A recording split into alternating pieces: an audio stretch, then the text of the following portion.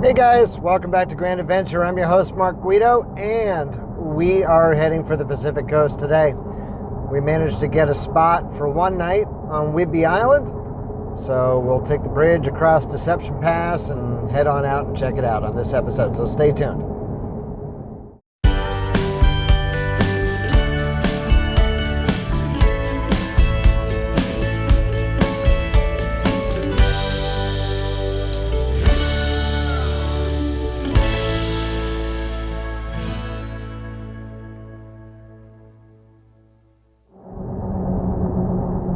Now we're in the Fort Ebey State Park for tonight. I couldn't get more than one night, but I was lucky to be able to get one night in that busy state park. So we'll be camping there and checking out Whidbey Island. Now Whidbey Island is connected to the mainland via either a bridge at Deception Pass at the north end or via a ferry to the Seattle area on the south end.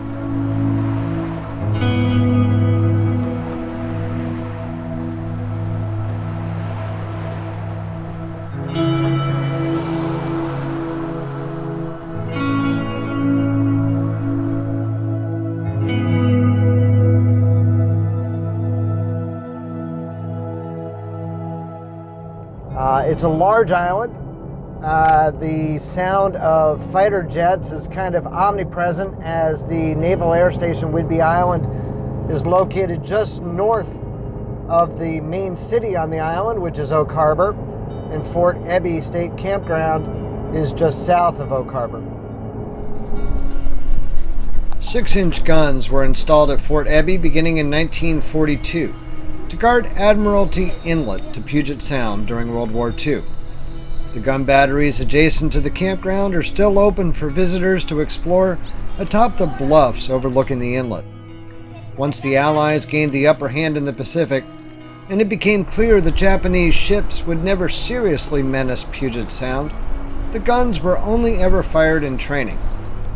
After the war, the Army continued to use Fort Ebey as a training facility until it was converted to a state park beginning in 1965. There's an extensive trail network strung throughout the dense forest across the entire 645-acre park for hiking and mountain biking. Honestly, there's nothing special that we found about the island's main town of Oak Harbor. We found the rural areas of the island to be much more enjoyable for a visitor.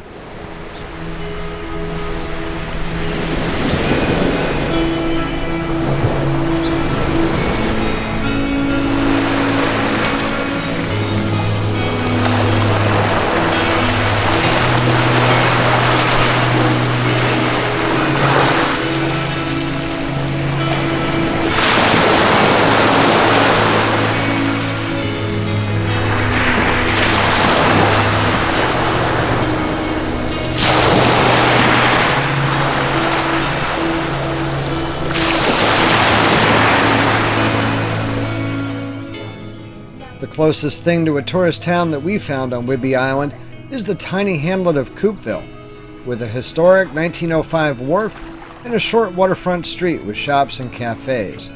It was delightfully understated and charming.